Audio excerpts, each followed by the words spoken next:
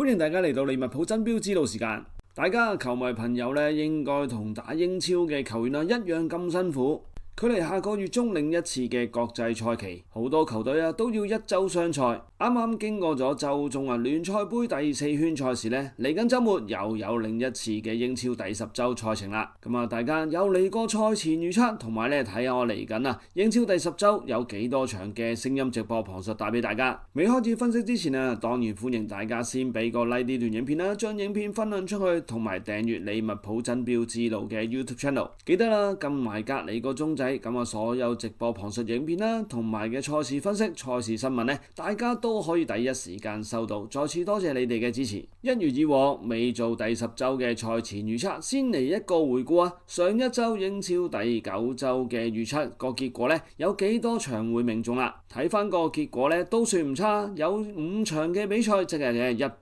嘅成功率啦，係估中嗰個嘅賽果。其中列斯聯對住韋斯咸自己嘅賽前預測會估計韋斯咸嘅紐勞可以有機會偷雞，不過去到直播時段見到紐勞又派出一個怪陣即時就改變策略啦。臨場就建議大家支持翻主隊嘅列斯聯啦。臨場仲更加俾咗個列斯聯贏韋斯咸嘅2-1波膽。結果就要多謝韋斯咸嘅隊長保雲喺完場前交個靚助攻，令到韋斯咸就成功破膽，開出我呢個臨場建議嘅波膽。所以除咗睇我嘅賽前預測，記得要支持埋我嘅直播旁述影片，仲有另一場估中都要俾10個 like 俾自己嘅預測非常之準確，同埋分析得非常之合理。就係阿士東維拉主場1-0小勝曼城嘅比賽，因為自己分析翻維拉當頭起最近狀態非常之好。最重要就係分析咗維拉同埋曼城最近5次比賽都係大家卡啦贏。上次兩隊碰頭維拉就輸咗俾曼城，所以調翻轉今場我就會相信翻維拉，結果真係命中。不過可惜利物浦市嘅兩支球隊利物浦同埋愛華頓分別都係今週輸波。愛華頓更加令人大跌眼鏡今季本來新球場嘅 Hildkinson Stadium 表現得非常之好，點知係英超第9週嘅尾場主場竟然0-3大敗俾熱刺。經過咗英超第9週嘅比賽之後阿仙奴就一枝獨秀啦，9戰得到22分獨佔群雄，位居榜首。不過排第2同埋第4位有機會參加下屆歐聯比賽嘅球隊就令好多球迷大跌眼鏡啦。般尼茅夫主場2-0擊敗森林之後已經靜悄悄地升到上英超積分榜嘅第2位，只係落後阿仙奴4分啫。不過最令到英超球迷非常之驚喜就係升班馬嘅新特蘭，完場前射入絕殺入球，作客2-1贏咗車路士之後已經以9戰17分壓倒咗曼城去到第4位啦。利物浦經過季初5連勝，跟住嚟一個英超4連敗之後已經跌到去英超積分榜第7位。榜尾3支球隊就係今季大跌鑊嘅狼隊啦、韋斯咸同埋諾定咸森林。韋斯咸同埋森林今季已經因為成績差換咗領隊，如果未能夠起死回生嘅話相信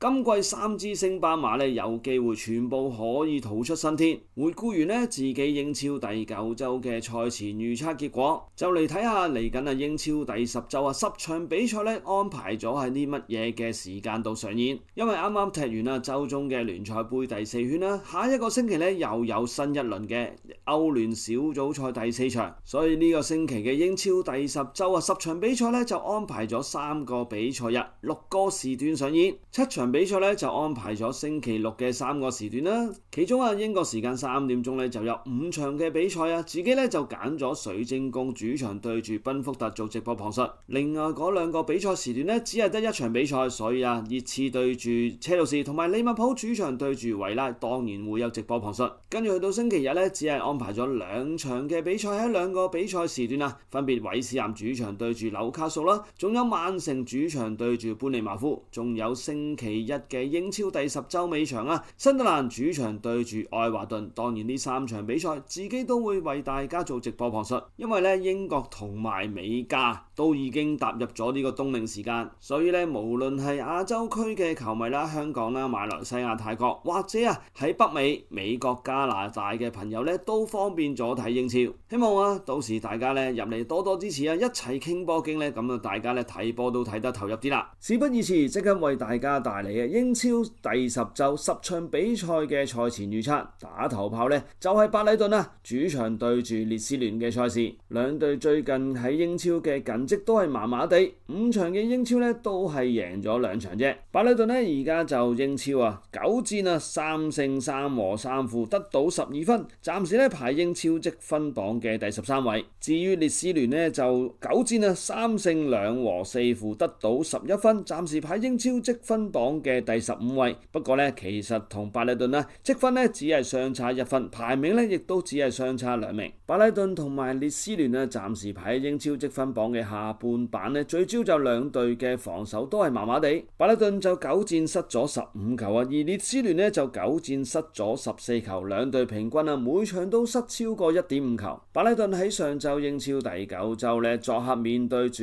曼聯諗住往績克住曼聯再加上曼聯未試過喺英超取得3連勝，但係呢場比賽白禮頓喺上半場後防就有啲漏洞啦，結果就俾曼聯憑住根夏同埋卡斯米路各自取得遠射入波，上半場已經落後2-0。自己做直播旁述時候有球迷朋友都提到今場嘅主球證就係安東尼泰萊啦， VAR 球證就係 Michael Oliver。 結果今場嘅執法水平又係慘不忍睹，下半場早段白禮頓嘅前鋒魯達就俾索爾明顯有個拉衫動作。如果大家有睇開英超比賽，呢啲拉衫動作除咗要被判犯規之外，仲要吹罰黃牌啊嘛。結果冇被判犯規之外就俾曼聯嘅麥般姆喺個禁區內左腳勁射入網咁令到曼聯領先到3-0。白禮頓落後到3球自己都諗住大勢已去嘅時候竟然喺個完場前連入2球，追成2-3。首先就係倒戈上陣嘅白禮頓前鋒韋碧克喺國外尾月頂嘅右腳主射罰球，其實個角度同埋力度都唔算好刁鑽但係曼聯嘅門將拉文斯竟然都撲唔到首先就追成1-3先啦，跟住後備入替嘅前利物浦中場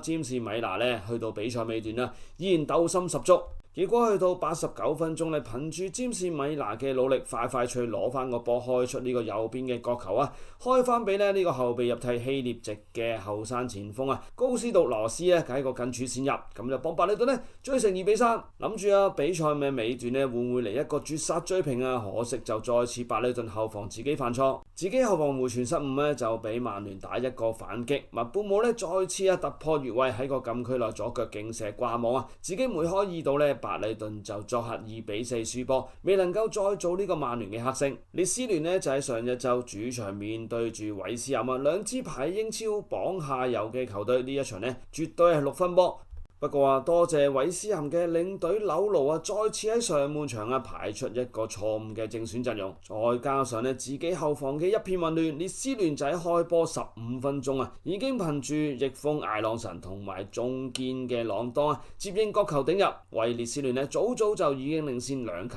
韋斯咸就要去到完場前嘅90分鐘憑住後備入替嘅中場費南迪斯接應隊長查洛保雲嘅傳中頭槌一線遠處入網就成功破蛋。不過列斯聯睇翻呢場數據佢哋贏波全取3分非常之合理。全場射門有成13次，比韋斯咸嘅9次為多亦都製造咗3次嘅 big chance。XG expected goal 亦都以 1.49 領先韋斯咸嘅 0.65。不過可惜上半場交出助攻俾艾朗臣入波嘅瑞士翼鋒奧卡科，只係踢咗上半場就再度因為受傷俾調離場。奧卡科絕對係而家列斯聯前線裏面最有威脅嘅一個，希望佢今次嘅受傷唔需要缺陣好耐如果唔係憑住列斯聯嘅卡法路雲派路美查呢啲嘅前鋒相信列斯聯嗰個進攻能力就會大受影響啦。好啦，睇翻白禮頓同埋列斯聯最近5次喺英超碰頭白禮頓取得非常之好嘅往績5場比賽2勝3和，未輸過俾列斯聯再睇埋兩隊喺今屆英超嘅主場同埋作客成績，白禮頓今屆英超踢咗4場主場比賽2勝2和，未輸過。至於列斯聯今屆踢咗4場嘅作客比賽淨係贏過1場，輸咗3場。再結合埋咧白禮頓今屆英超嘅對上5次嘅成績咧，勝和負都係卡啦，未試過連輸，亦都未試過連贏。所以白禮頓主場對住列斯聯嘅英超嘅頭場比賽呢，相信白禮頓起碼可以喺主場保持不敗。咁我再會加上一個贏波希望佢哋可以成功反底攞翻3分。嚟到英超第10週嘅第一個比賽第一個比賽時段英國時間3點嘅另一場比賽，般尼主場對住榜首嘅阿仙奴。兩隊最近5場嘅英超表現都非常之好般尼更加2連勝，阿仙奴就唔再講啦。而家榜首球隊最近4場英超全部贏晒，般尼而家英超9戰就取得3勝1和5負，得到10分，排英超積分榜嘅第16位，逃離咗呢個嘅降班區。阿仙奴就以9戰7勝1和1負，得到22分繼續領先群雄排喺榜首。之前讚賞過阿仙奴點解可以排喺榜首，當然係防守力驚人但係佢哋攻擊力一樣不容忽視9場比賽入咗16球，只係比熱刺同埋車路士入少過1球，成為英超20隊當中入波第2多嘅球隊。般尼就喺上星期英超第9週作客面對榜尾嘅狼隊。般尼嘅球迷今場嘅睇波過程應該好似坐緊過山車一樣，憑住佢哋嘅副選前鋒費林明上半場嘅30分鐘之內連入2球已經早幫作客嘅般尼領先2球，諗住呢場波應該贏波攞3分冇難度啦，點知就俾主隊嘅狼隊憑住拿神嘅12碼，仲有完上半場補時階段中場嘅文尼斯入波，結果般尼只能夠同榜尾嘅狼隊上半場打成2-2返入更衣室。其實整場比賽狼隊喺嗰個 XG 射門次數都比般尼為高不過去到下半場般尼就攞翻少少嘅形勢，更加憑住佢哋本來嘅正選前鋒，不過今場後備入替嘅科士打喺個補時階段就絕殺，咁幫般尼取得3-2嘅勝仗。呢一場贏波對於般尼嚟講非常之緊要亦都係另一次嘅今屆護級嘅6分波。般尼呢場贏波仲有幾個紀錄誕生就係佢哋原來唔係今季淨係識贏升班馬啫，之前佢哋2場勝仗都只係贏列斯聯同埋新德蘭。而呢一場贏波更加佢哋今季嘅英超第一場嘅作客贏波啫。至於榜首嘅阿仙奴喺上星期英超第9週面對住水晶宮憑住倒戈上陣嘅中場艾斯射入全場唯一嘅入球幫阿仙奴喺酋長球場再度贏波，全取3分。阿仙奴呢個全場唯一入球亦都係來自佢哋嘅死球攻勢，不過就唔係來自角球係來自迪勤懷斯喺水晶宮後半場嘅一個罰球。迪勤懷斯右副位斬入去禁區，水晶宮嘅中堅頂出不遠倒戈上陣嘅艾斯喺12碼點第一時間球不落地，右腳凌空窩里抽射遠處入網，就幫阿仙奴就奠定勝局，全取3分。睇翻今場嘅數據，其實阿仙奴雖然贏波但係佢哋全場射門次數唔係有壓倒性嘅優勢，而 XG expected goal 亦只不過係0.92，一都冇不過我多次強調阿仙奴今季喺個死球或者角球方面攞到咁多嘅入波，一定要讚賞佢哋平時操練嘅成果，同埋陣中嘅球員喺個場中個紀律性非常之高，執行性亦都非常之強。睇埋般尼同埋阿仙奴以往5次喺英超嘅對碰阿仙奴亦都係取得壓倒性嘅優勢3勝2和，未輸過俾般尼。睇埋兩隊今季英超同埋作客成績般尼就主場方面都算唔錯嘅，4場嘅主場比賽贏咗2場，和咗1場，輸咗1場。阿仙奴就係今屆英超打咗4場作客，贏咗3場，淨係輸過俾利物浦啫。暫時阿仙奴喺英超20隊嘅球隊之中作客成績係僅次於熱刺，排喺第2位所以總結翻兩隊嘅往績同埋英超主場同埋作客嘅成績相信冇人會估計阿仙奴會喺今場作客般尼嘅情況之下失分。不過因為阿仙奴喺嚟緊嘅下一周歐聯嘅小組賽第4場就要作客去到普拉格斯拉維亞，雖然對手實力唔強但係始終都係作客嘅歐聯比賽，所以阿仙奴呢場作客對住般尼贏波攞3分冇難度，不過相信只係小勝1場啫。嚟到英超第10週利物浦爭標之路帶俾你嘅第一場直播旁述賽事就係英國時間星期六3點鐘上演嘅水晶宮主場對住賓福特嘅比賽。水晶宮喺季初嘅英超階段表現得唔錯啊，但係最近3場嘅英超比賽一場都贏唔到。相反賓福特喺最近嘅英超狀態大幅回勇啊，最近4場英超贏咗3場，淨係輸過俾曼城啫，但係有贏過曼聯同埋贏過利物浦嘅紀錄。水晶宮最近3場英超不勝啊，而家就以9戰3勝4和2負得到13分，暫時已經跌到落去英超嘅中游位置第10位。而賓福特4場比賽贏咗3場而家英超9戰就4勝1和4負同樣得到13分。不過得失球就唔夠呢個水晶宮，就排英超積分榜嘅第11位。兩隊而家英超嘅排名咁接近，積分亦都相同但係喺個得失球差方面水晶宮就明顯防守力較好，平均每場只係失1球。水晶宮喺上星期英超第9周作客酋長球場輸咗俾榜首嘅阿仙奴0-1。睇翻呢場數據其實水晶宮嘅領隊佳士牙其實都全心喺呢場嘅作客比賽諗住以1分為主，因為佢哋知道阿仙奴嗰個角球攻勢咁犀利上半場令到阿仙奴一個角球都搏唔到。不過可以令到阿仙奴冇角球但係可以憑住死球入波噶嘛。艾斯嘅倒戈入波就係憑住阿仙奴上半場嘅罰球攻勢。水晶宮暫時喺英超9場比賽只係入咗12球而前鋒馬迪達亦都係憑住上星期主場對住班尼茅夫大演帽子戲法，先至個人喺個入球紀錄得以上升。但係進攻嘅重心艾斯今季離隊他投去咗阿仙奴之後補入嘅西班牙進攻中場耶利美邊奴明顯就代替唔到艾斯嗰個嘅進攻核心角色。耶利美邊奴加盟咗水晶宮7場英超1個入波1個助攻都冇只係喺歐協聯嘅比賽交出咗2次嘅助攻。明顯耶利美邊奴暫時都未係適應到英超嗰種嘅壓迫性踢法。水晶宮季初成績唔錯嘅，一度排到去英超頭3位，全靠佢哋嘅防守力好頭4場英超比賽有3場都可以保持不失球。但係之後喺英超嘅成績就每況愈下，最主要就係個失球個比數偏高最近5場英超水晶宮都有失波。賓福特就喺上星期英超第9周主場3-2擊敗咗利物浦，全取3分。自己都直播過幾場嘅賓福特賽事佢哋嘅進攻模式主要靠2種，第一就係界外球嘅手榴彈戰術，第二個就係中場嘅反擊放直線俾前鋒突破越位去入波。但係你知我知單眼佬都知嘅賓福特進攻模式，偏偏利物浦嘅領隊史洛就好似唔知結果上半場只不過5分鐘賓福特嘅右閘卡約迪又嚟一個手榴彈戰術，抌入去小禁區，中堅嘅艾耶頭槌一頂二傳俾中間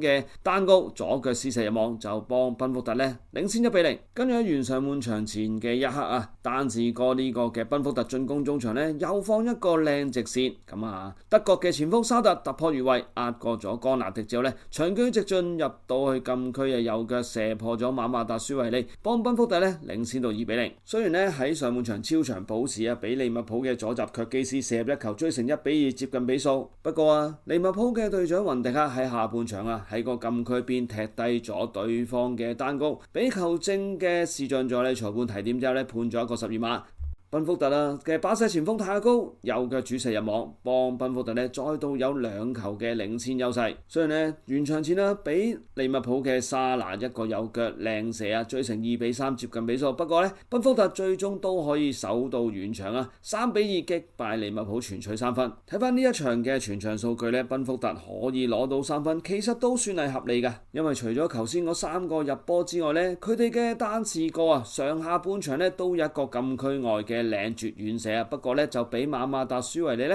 及時就飛身撲出。另外因為受傷上季大部分時間長頭嘅泰亞高今季可以就復出啦，代替咗離隊嘅麥班姆同埋韋沙，擔任翻賓福特嘅前線主要嘅進攻模式。泰亞高今季已經喺英超9戰入咗6球波暫時差唔多佔咗賓福特今季嘅入球量嘅一半。睇埋水晶宮同埋賓福特之前5次喺英超嘅對戰往績，賓福特稍微佔有優勢，5次嘅碰頭贏咗2次，而最近嘅2次碰頭都係賓福特取勝。睇埋兩隊喺英超嘅主場同埋作客成績啊，水晶宮進行咗4場嘅英超比賽，1勝3和，雖然繼續保持不敗，但係勝出率都係偏低。賓福特就今季明顯喺個英超主場比作客成績理想啊，佢哋今季進行咗4場嘅作客比賽淨係贏咗1場，輸咗3場啊。雖然自己都會心理上想支持利物浦 B 隊見稱嘅賓福特，但係結合埋水晶宮今季喺個主場嘅成績相信起碼可以對住賓福特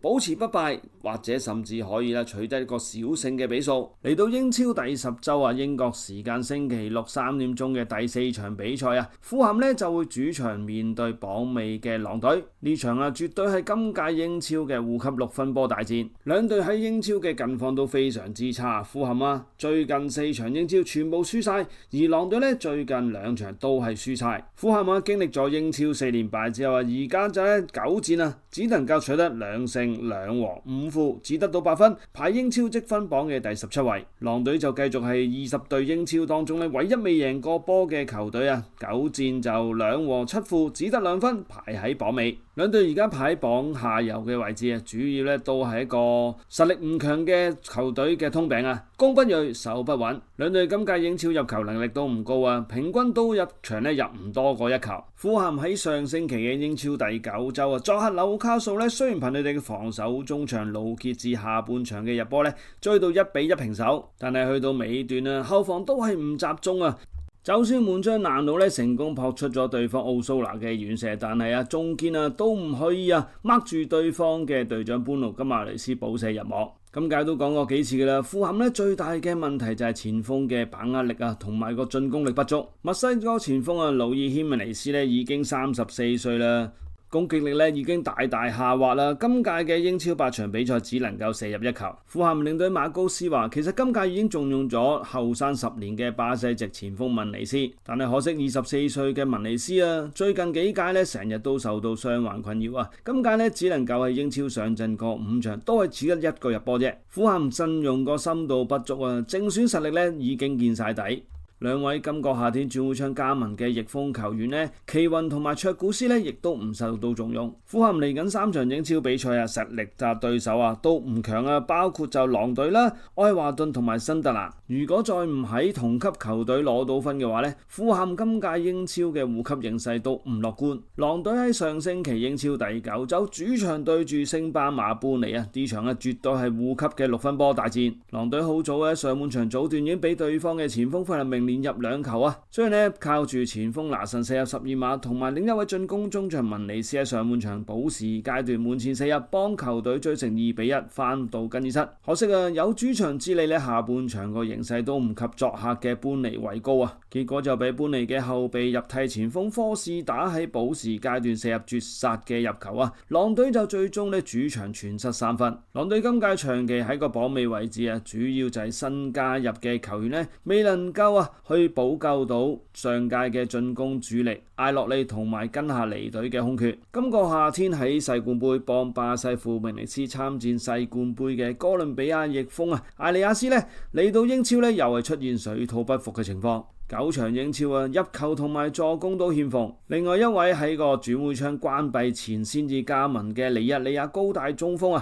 阿魯高達利同樣加盟咗狼隊6場喺英超都係入球同埋助攻都未能夠交出。至於上季由切爾達借用過嚟表現非常突出今屆狼隊就出錢買斷咗嘅挪威前鋒拿神季初就受到傷患困擾直到今場對住般尼先至憑住12碼開齋。咁疲弱嘅攻擊力唔少球迷都已經注定咗狼隊係今屆嘅其中一支降班蛋。睇埋富咸同埋狼隊之前5次喺英超碰頭嘅往績，大家都不相伯仲各自贏咗2場，輸咗2場，1場打和。再睇埋主場同埋作客成績，富咸今屆英超踢咗4場嘅主場比賽，2勝1和1負而狼隊踢咗4場作客只能夠和過1場，輸咗3場。結合埋往績同埋兩隊最近咁差嘅近績，就算以往富咸帶俾大家印象喺主場實力都非常驚人，但係佢哋嘅前鋒真係入球能力偏低所以今場我會估一個打和嘅賽果。嚟到英超第10周星期六3點鐘嘅第5場比賽啦，亦都係今週咧實力最懸殊嘅對碰啊！諾定咸森林主場對住曼聯，森林就算換咗新領隊戴治都未能夠終止球隊喺英超4連敗。相反，曼聯喺領隊艾摩廉創造出自己喺英超1年以來嘅最佳成績已經喺英超咧取得3連勝啦。諾定咸森林只能夠喺第1場嘅英超比賽擊敗過賓福特全取3分之外咧，其餘8場嘅英超只能夠2和6負而家就攞到5分，排喺英超積分榜嘅第18位，護級嘅降班區位置。曼聯已經狀態復甦啦，9戰5勝1和3負，得到16分，排英超積分榜嘅第6位。諾定咸森林而家排喺英超嘅降班區位置咧，最主要原因就係佢哋今屆嘅攻擊力非常之差，9場英超只能夠射入5球，係20隊嘅英超球隊之中入波最少嘅一隊。上屆防守力驚人今屆已經跌窩咗唔少啦，9場英超每場都有失球平均每場失接近2球。諾定咸森林上星期作客去到般尼茅夫嘅英超第9週比賽。森林最近英超近績咁差呢，嗰個球員嘅狀態都唔夠前鋒把握力又唔夠今場只能夠取得8次嘅射門，雖然命中率唔差，有一半嘅命中率，但係個威脅性唔高呢 XG 只能夠得到0.37。上屆英超異軍突起幫森林40場英超比賽入咗20球嘅老將前鋒基斯活特今屆就大跌窩啦，暫時只能夠英超入咗2球。另一位喺今個夏天世冠盃為巴西保地花高表現唔錯嘅巴西籍前鋒伊哥治西斯，又係嚟到英超水土不服暫時8場英超入波同埋助攻都未有。咁森林換嚟戴治成為佢哋今屆英超第3任嘅領隊。以往見過戴治執教般尼或者愛華頓佢嘅攻擊力不嬲都唔強噶啦。不過希望戴治可以改善到森林今屆一直下滑緊嘅防守力啦。其實森林今屆嘅防守球員除咗右閘之外，其餘4位都係上屆嘅正選。如果戴治可以提升翻整隊球員嘅士氣，同埋對於防守嗰個嘅集中注意力森林可以今屆成功護級，繼續留喺英超都仲有一絲嘅希望。曼聯喺上星期英超第9週主場就4-2擊敗呢個以往喺英超嘅黑星白禮頓，贏波功臣當然係2位今個夏天轉會窗高價加盟嘅前鋒組合。巴西前鋒根下終於射入去加盟咗曼聯之後嘅第1個入球，而由賓福特加盟嘅喀麥隆前鋒麥般姆更加下半場個人梅開2度，連入2球麥般姆暫時今屆英超已經射入4球成為曼聯今屆英超嘅神射手。另一位今個夏天高價加盟嘅前鋒色斯高亦都已經喺英超開咗齋噶啦。呢個接近2億身價嘅3叉戟組合麥般姆根下同埋色斯高。咁呢3位身價加埋接近2億嘅貴價前鋒組合，默契越嚟越好幫曼聯取得更加多嘅入波絕對有機會點燃起曼聯重返下屆歐洲賽嘅希望。睇翻諾定咸森林同埋曼聯最近5次嘅對碰往績，因為曼聯最近幾年狀態低迷森林就慢慢復甦當中，所以最近3次碰頭全部都係諾定咸森林獲勝。雖然兩者而家喺英超個積分排名相距甚遠，但係個主場同埋作客成績其實兩隊都差唔多。森林4場主場贏咗1場，輸咗3場主場成績排喺英超嘅第18位。曼聯今屆作客成績其實都唔好4場只能夠贏咗1場，和咗1場，輸咗2場。不過兩隊嘅近績森林真係實在太差，而曼聯實在太好啦，所以就算曼聯呢場作客面對住森林相信都可以繼續贏波，攞到艾摩廉歷史性嘅4連勝紀錄。嚟到利物浦爭標之路，為大家帶嚟英超第10週嘅第2場聲音直播賽事，就係英國時間星期6嘅下晝5點半，香港時間星期日嘅凌晨1點半展開嘅熱刺主場大戰車路士嘅倫敦打比。熱刺同埋車路士最近5場嘅英超近績都係普普通通嘅啫，兩隊最近5場嘅英超都係只能夠贏出2場。車路士近屆狀態非常之飄忽啦，連輸咗2場英超，又連贏翻2場英超，但係上場主場就爆冷輸波。熱刺而家喺英超就9戰啦，5勝2和2負，咁得到17分，比新特蘭得失球差就較好，所以就排英超積分榜嘅第3位。而車路士而家就喺英超9戰4勝2和3負，得到14分，排英超嘅中游位置積分榜嘅第9位。熱刺今屆個英超排名比上屆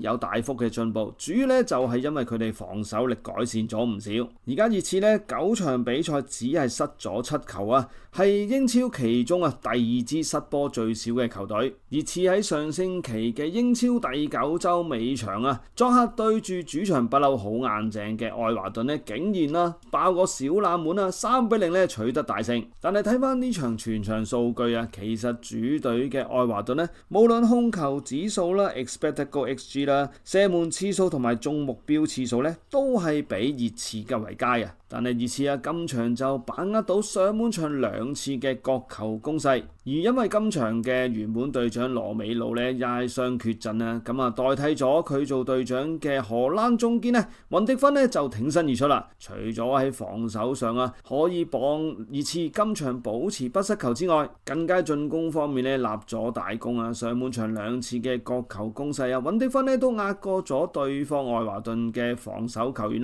2次頭槌攻門入網雲迪芬藉住呢2個嘅頭槌入波，又可以幫球隊保持 clean sheet 不失球，亦都喺今屆新增設 Fantasy 嘅 Defcon 度攞到10個 Defcon， 咁有額外嘅2分。雲迪芬所以總共喺今週 Fantasy 攞到23分係所有球員之中係英超第10週最高分嘅球員。見到有唔少嘅 Fantasy 玩家都因為熱刺作客對住愛華頓諗住愛華頓應該實食冇黐牙贏波噶啦，所以就擺咗雲迪芬落去佢哋啲 Fantasy 嘅後備bench 度所以雲迪芬呢個23分嘅積分就令到今個星期之後嘅英超 Fantasy 排名出現翻天覆地嘅變化，自己亦都係其中一個嘅受益者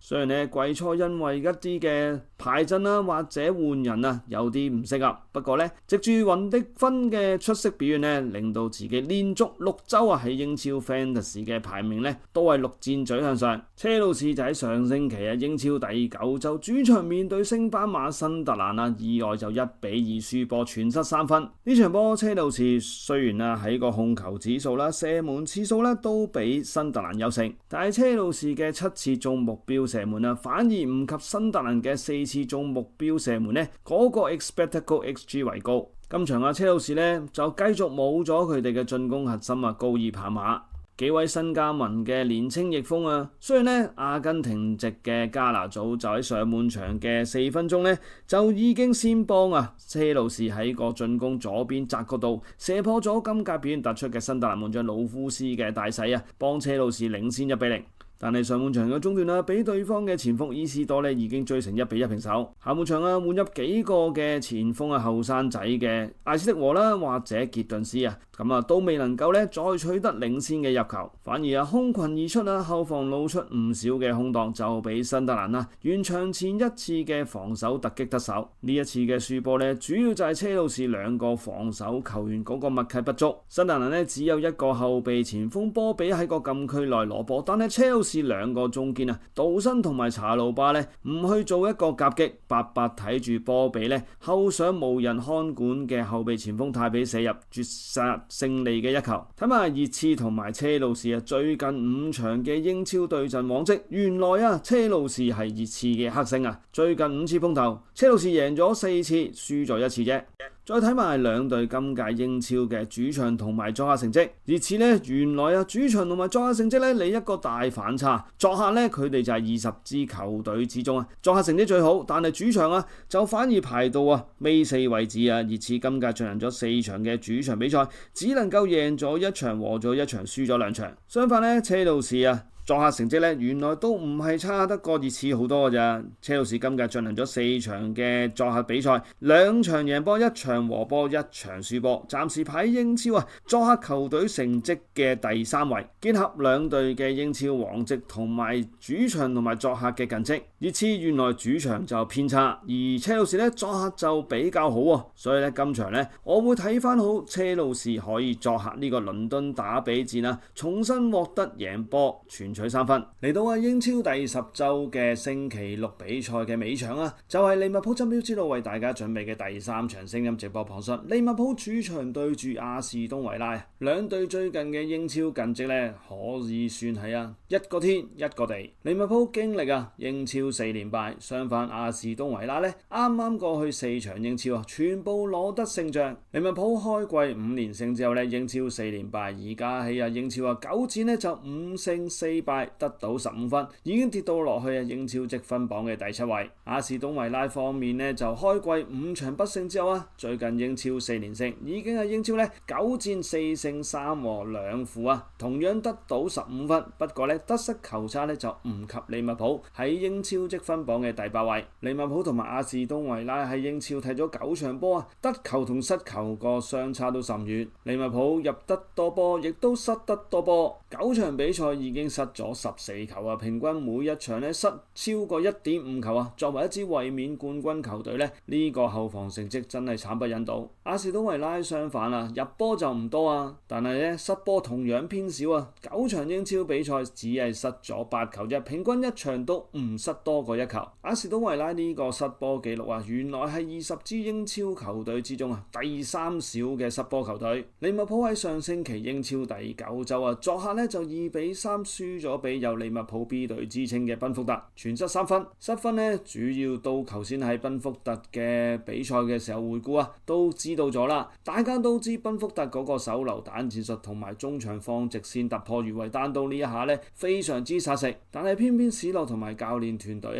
喺賽前嘅準備功夫呢就冇遇到賓福特呢兩個嘅殺手鐧。而利物浦喺沙拿有正選，但係英超3連敗之後呢喺歐聯作客就大勝范夏福呢就擺咗沙拿做後備，但係呢場賓福特嘅比賽呢又重新安排翻沙拿做正選咁全場沙拿表現呢真係不似預期雖然呢喺個尾段射入咗1球靚波。自己都喺賓福特贏利物浦3比2嘅賽事短評都有喺個留言區同球迷傾波經時有提及呢一個呢會唔會係史諾嘅另一次暗黑兵法？喺呢場嘅英超比賽重新安排翻沙拿做正選結果就繼續輸波。大家球迷唔好誤會我將呢個輸波責任呢全部歸咎於沙拿，只不過呢諗住史諾想將呢個正選陣容真係推倒重來，重新呢安排翻沃斯伊薩同埋艾基迪基呢個嘅前鋒3叉戟作為我哋利物浦今季嘅進攻核心，所以咧點都要揾啲理由咧，令到上季我哋第2次攞到英超冠軍嘅最大功臣沙拿咧去擺翻落後備嘅原因啦。錄音嘅時間咧，因為仲未踢呢個聯賽杯第4圈主場對水晶宮預計呢場咧沙拿都會擺後備嘅。不過就睇下咧嚟緊英超第10週主場對住維拉嘅英超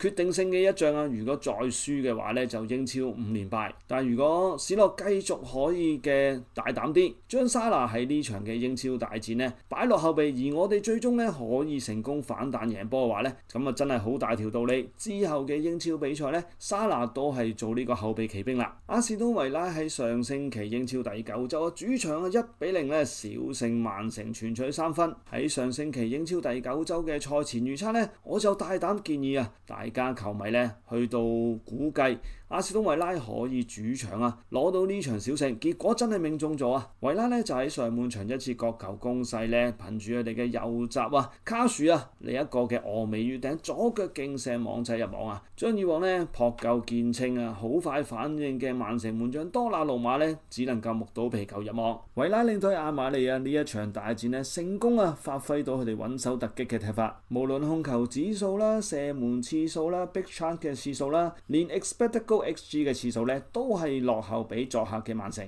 維拉可以成功喺曼城嘅身上保持不失球，整條防線咧都係發揮得非常理想。其中門將馬天尼斯咧應該就係呢場贏波不失球嘅最大功臣啦。全場佢有3次嘅成功撲救，呢3次撲救咧都係來自禁區之內，其中有2次都係撲救到對方嘅王牌前鋒哈蘭德嘅射門。結果咧哈蘭德12場嘅各項杯賽聯賽入波嘅紀錄咧就係呢場到終止咗啦。睇埋利物浦同埋阿士東維拉過去5次喺英超嘅對碰往績，利物浦原來保持不敗嘅，最近5次贏咗2次，和咗3次。利物浦今屆喺英超踢咗4場嘅主場比賽，贏咗3場，淨係雙紅會1次就輸咗俾曼聯。相反維拉喺今屆進行咗4次嘅作客比賽只係贏咗1場啫，和咗2場，輸咗1場。根據上星期我估計維拉會主場贏到曼城，就因為佢哋嘅對賽往績卡拉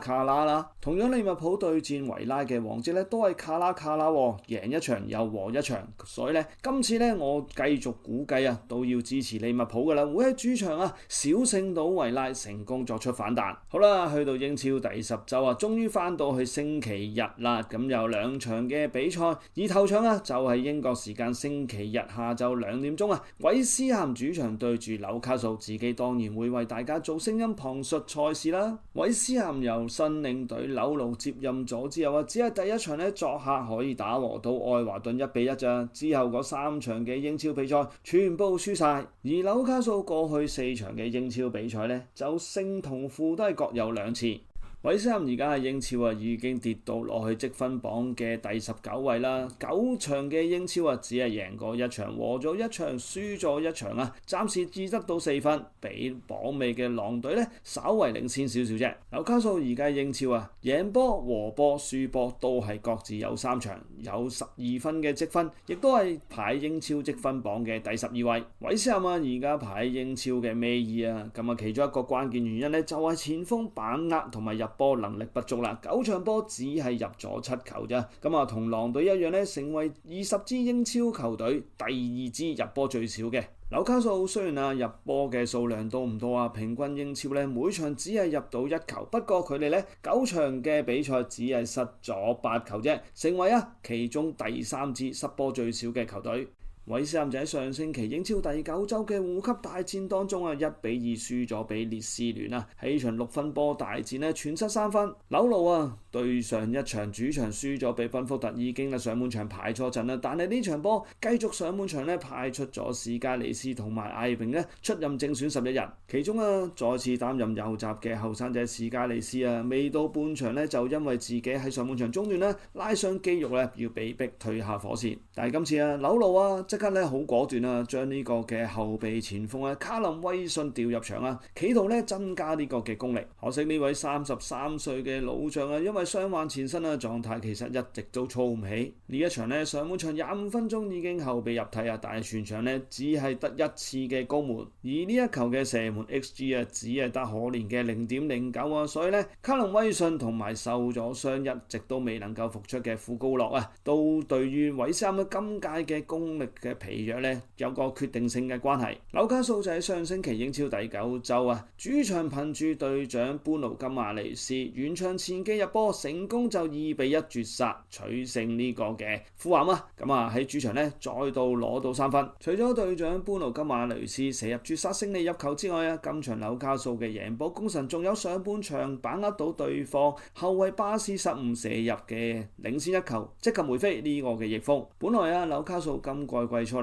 重金羅致咗森林嘅翼鋒艾蘭加之後諗住即刻梅飛都會喪失咗正選但係艾蘭加加盟咗之後似乎唔太適應紐卡素嘅踢法9場嘅英超1個助攻同埋1個入球都未能夠交出。呢一場波另一個關鍵就係今屆新加盟嘅前鋒沃達美特終於喺個主場連續贏波嘅紀錄就斷纜啦。唔知係咪關自己喺 Fantasy 度今週就買入咗呢個沃達美特代替咗受傷嘅伊薩克。自己今屆 Fantasy 個買入嘅球員其中佐奧帕杜車路士嘅前鋒又係買入咗之後一直都未有 return 希望呢個嘅魔咒唔會落咗喺沃達美迪身上啦。睇埋韋斯咸同埋紐卡素過去5次英超碰頭韋斯咸淨係贏咗1次相反紐卡素就贏咗3次咁多。結合埋兩隊今季嘅英超主場同埋作客成績更加嚇大家一跳韋斯咸原來今季4場嘅主場比賽全部輸晒，1分都攞唔到。但係紐卡素今季作客成績亦都唔係太好嘅啫，4場比賽原來都未試過作客贏波和咗3場，輸咗1場。韋斯咸今季主場未贏過，紐卡素今季作客又未贏過。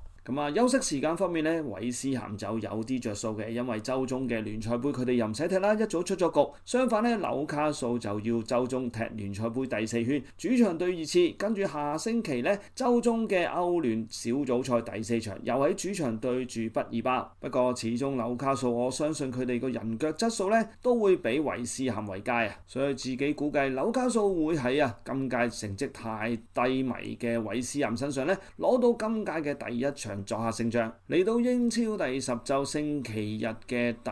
2個比賽時段啦，亦都自己為大家準備嘅第5場聲音直播賽事，就係曼城主場對住般尼茅夫。曼城其實咧最近喺英超嘅狀態都唔差㗎，本來就3連勝，不過對上一場咧作客就0-1輸咗俾阿士東維拉。相反般尼茅夫最近5場英超都可以保持不敗取得2勝3和嘅佳績。曼城而家英超咧9戰5勝1和3負，得到16分，暫時排英超積分榜嘅第5位。般尼茅夫就更加勁啦，除咗揭幕戰輸咗俾利物浦之後而家英超咧9戰5勝3和1負得到18分，只係比阿仙奴相差4分，而家已經升到上英超積分榜嘅第2位。所以咧，般尼茅夫喺個積分同埋排位上高於曼城但係佢哋今屆咧其實入波就唔夠曼城多，失波咧亦都比曼城多喎。曼城喺上星期英超第9週作客0-1咧輸咗俾阿士東維拉最近4場第一次輸波，自己就覺得咧哥迪奧拿喺今場波嘅排陣正選11人咧有少少嘅出錯，因為咧佢哋冇安排一個正宗嘅防守中場喺個正選11人用咗呢個連達斯去到客串。所以咧就金球獎得主洛迪咧就因為拉傷咗大腿後筋仲未可以復出，但係後備仲有力高岡沙利斯同埋高華石兩個嘅正宗防守中場，所以咧連達斯喺個場中個跑動範圍都好大但係始終係一個8號位 box to box 嘅球員唔係一個 deep lying midfielder 6號位嘅正宗防中。大家睇過近幾年嘅曼城比賽，佢哋嘅後防其實唔算太穩陣，全靠洛迪喺個防中位置咧作出一個第一個嘅屏障。而曼城今場嘅唯一輸波嗰球咧就係卡樹喺個峨眉魚頂無人看管之下左腳勁射入網。相信曼城如果今場咧會派出一個正選嘅正宗6號位防中位置咧，呢一個峨眉魚頂嘅防守兵家必爭之地咧就唔會咁易去到失手啦。般尼茅夫就喺上星期英超第9週主場2-0輕勝森林全取3分，最大嘅贏波功臣就係途中呢位小朋友啦，來自法國嘅19歲小將前鋒高魯比。因為本來般尼茅夫嘅正選巴西中鋒伊雲尼遜呢就呢兩場因傷缺陣，咁高魯比呢個嘅本來後備前鋒呢兩場正選上陣都交足功課連續2場呢入個靚波。之前1週呢英超第9週作客逼和水晶宮3-3呢，高魯比已經連入2球梅開2度噶啦。呢場2-0取勝森林上半場40分鐘呢佢又喺個禁區外邊離門差唔多30碼嚟一個右腳勁射，啱啱喺門將嘅修斯門前